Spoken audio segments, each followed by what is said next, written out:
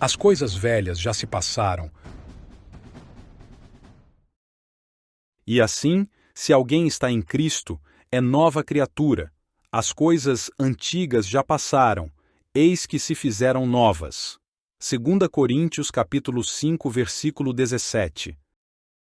Este versículo, muitas das vezes, tem causado embaraço no entendimento de alguns cristãos.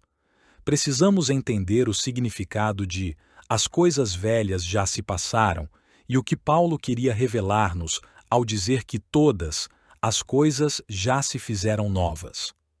Tentarei explicar sobre isso de uma maneira simples. O homem, ao ser criado por Deus, recebe uma vida espiritual, pela qual ele tem a presença de Deus, que é um ser espiritual, mas ao cair, ele perde a condição de se comunicar espiritualmente com Deus, e ao ter sua natureza corrompida, fica sem a presença de Deus. Então, de acordo com a Bíblia, o ser humano é a imagem, Tselem, de Deus, porque ele reflete a perfeição e beleza divina. Essa perfeição reflete a santidade de Deus.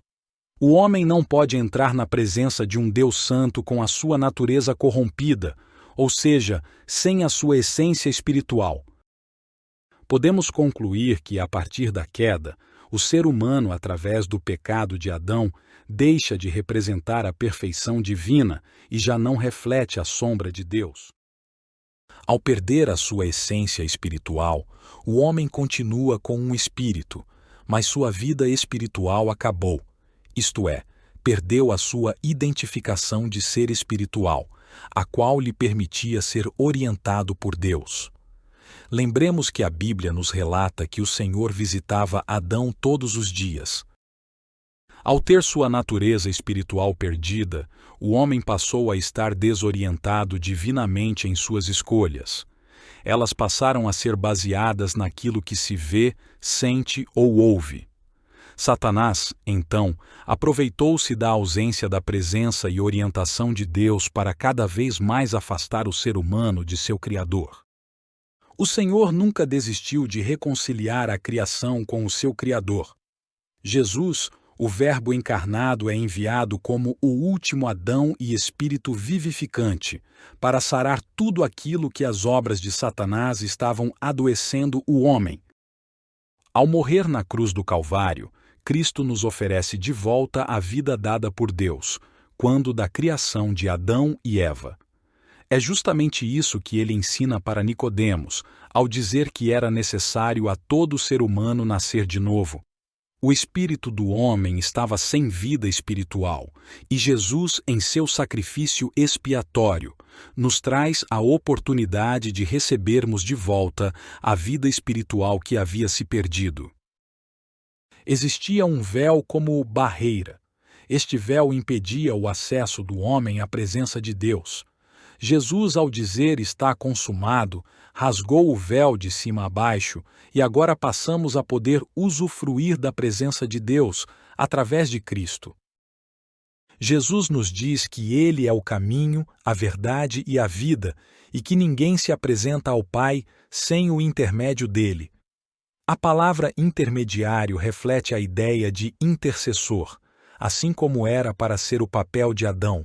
E temos em Cristo a autoridade que Adão perdeu ao cair, só que agora é no nome de Jesus, pois foi Ele, tão somente Ele, que pagou o preço para nos trazer de volta à presença de Deus. Ao recebermos essa vida dada por Deus, passamos a deixar de ser de natureza carnal, para voltarmos a ter a nossa essência de natureza espiritual, onde voltamos à condição de imagem, sombra, de Deus, refletindo a sua perfeição. Quando confessamos Jesus como nosso Senhor e cremos que Ele foi ressuscitado dos mortos pelo poder de Deus, somos salvos, e é aqui que muitos incorrem no perigo de achar que, uma vez salvo, salvo para sempre. Romanos capítulo 8, versículo 1, nos informa que já não há condenação alguma para aqueles que estão em Cristo, mas esquecem da condicional que vem em seguida, que não andam segundo a carne, mas segundo o Espírito. Portanto, agora, nenhuma condenação há para os que estão em Cristo Jesus, que não andam segundo a carne, mas segundo o Espírito. Romanos capítulo 8, versículo 1. Andar segundo a carne é ainda andar baseado no que se vê, sente ou ouve, ou seja, é andar sem a orientação de Deus. Quando nos aliançamos com o sangue derramado de Cristo, deixamos de ser inimigos de Deus para nos tornar filhos. Se somos filhos, é porque somos guiados pelo Espírito de Deus. Porque todos os que são guiados pelo Espírito de Deus, esses são filhos de Deus. Romanos capítulo 8, versículo 14. Então, após essa explanação de que se estamos em Cristo, aliançados com seu sangue na cruz, somos nova criatura e as coisas velhas se passaram. Assim que se alguém está em Cristo, nova criatura é. As coisas velhas já passaram, eis que tudo se fez novo. 2 Coríntios capítulo 5, versículo 17.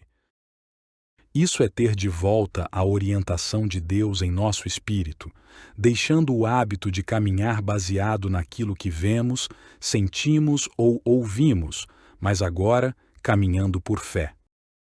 Porque vivemos por fé e não pelo que vemos. 2 Coríntios capítulo 5, versículo 7.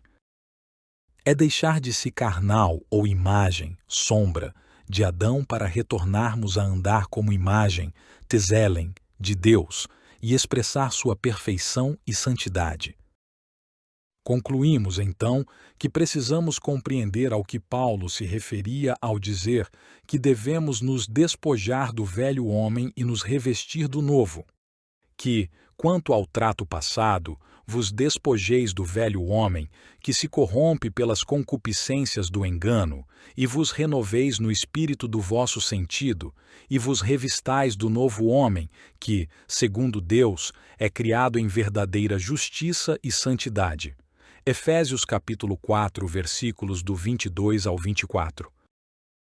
Portanto, precisamos abandonar a nossa velha natureza, que fazia com que vivêssemos uma vida de pecados e de escolhas erradas, a qual se apresenta destruída pelos nossos desejos enganosos. É preciso que a nossa mente seja completamente renovada. É necessário que nos vistamos com a nova natureza espiritual, a mesma que foi criada por Deus para Adão antes da queda. Essa natureza é a mesma de Deus, e somente assim poderemos ser à sombra do Senhor. Essa natureza irá se mostrar na vida verdadeira, a qual é correta e dedicada somente a Ele. Pense nisso. Jesus te ama. Eu sou Luiz Harley Góes.